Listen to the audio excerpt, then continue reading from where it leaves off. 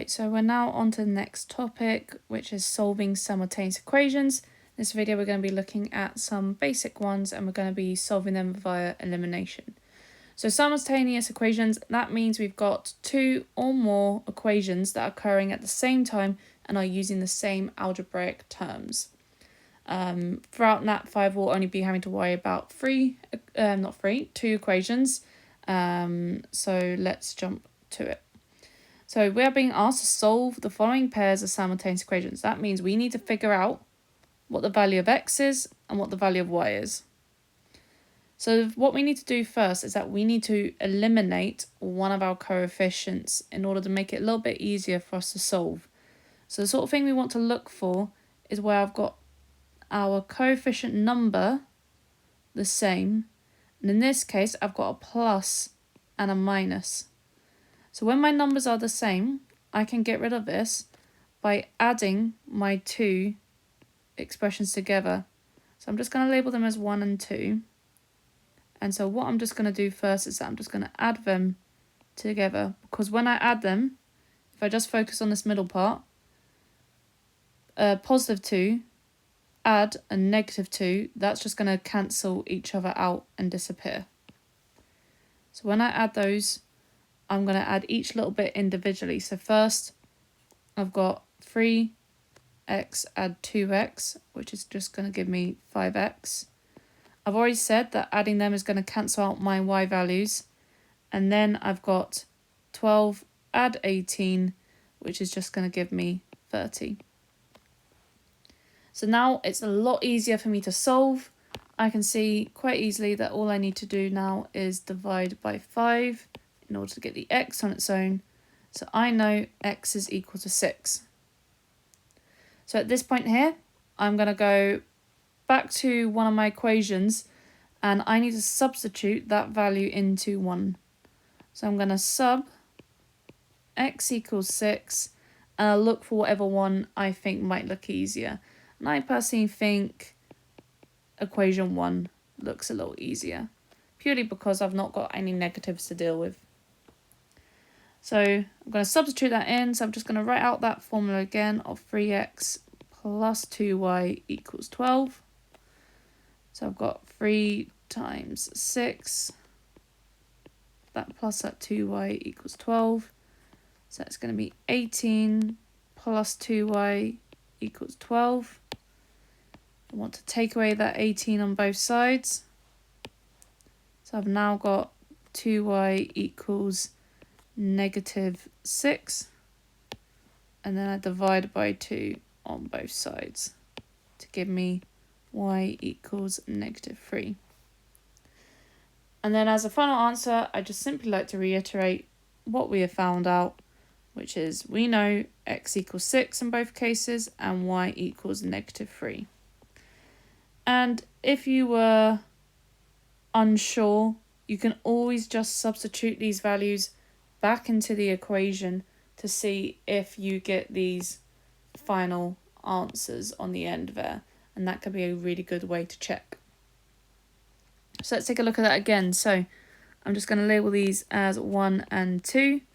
And I can see here I've got minus 4b plus 4b. So I am going to add my two equations together. So I'm going to add them up. So firstly, 2a add a is going to give me 3a. This bit here is going to cancel each other out when I add them. And then I've got negative 3 add 15, which is just going to give me 12. Then divide by 3 on both sides. So a equals 4. And then I want to substitute that value in, so I'm going to sub a equals 4 into one of my equations. In this case, I'm going to choose equation 2 because there are no negatives, and also the fact that a has no coefficient, or at least nothing, the coefficient is just 1, makes life a little easier. So writing my formula out, substituting in, so that's just going to be 4 plus 4b equals 15. And then doing my rearranging, so I take away 4 on both sides. So I now have 4b equals 11. And then I'm going to divide by 4 on both sides. And so I end up with b equals 11 over 4. And so for my final answer, I just reiterate what I found out. I know that a equals 4 and b equals 11 over 4.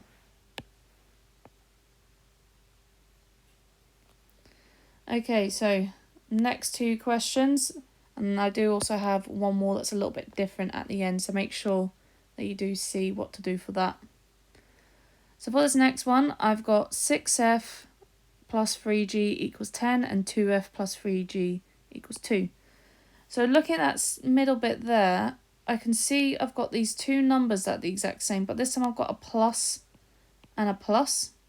So what I need to do is that instead of adding this time, I want to subtract. And generally you can do it any order you want. You could do the equation 2, take away equation 1, or I could do equation 1, take away equation 2. In general, because equation 1 has bigger numbers than its counterparts, I am going to do 1 take away 2. Because it just means I'm going to not have to deal with any negatives. It makes life a little bit easier. So to start off with, I've got 6f take away 2f. So that's going to give me 4f. Those 3g's are going to cancel out. And then I've got 10 take away 2, which is going to give me 8. And then I divide by 4 on both sides. So f equals 2. Then I want to substitute that in. So I'm going to sub f equals 2.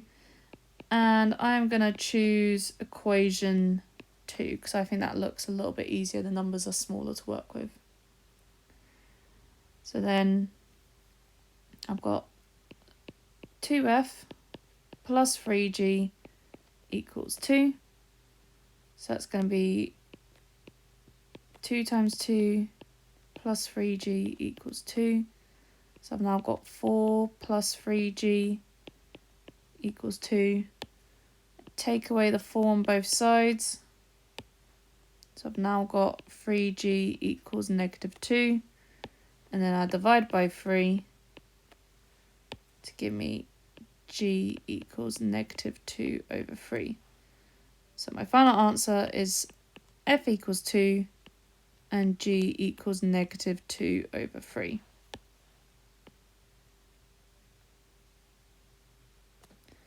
Alright, so question 4 then.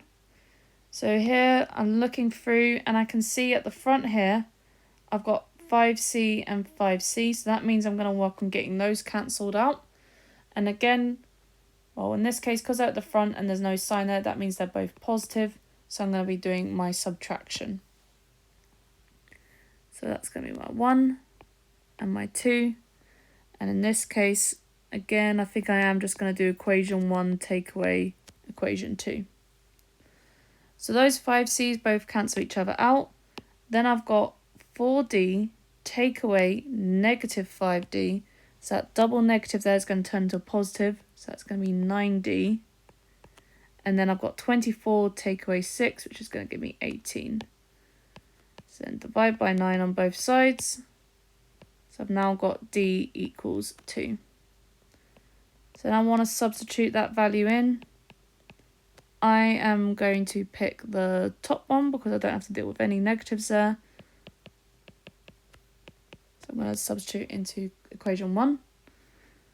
So that is 5c plus 4d equals 24. So that's 5c plus 4 times the 2 equals 24. So 5c plus 8 equals 24. Take away the 8 on both sides.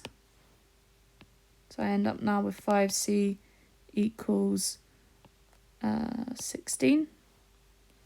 And then I want to divide by the 5 on both sides. So c equals 16 over 5. And then reiterating that, I've got d equals 2 and c equals 16 over 5.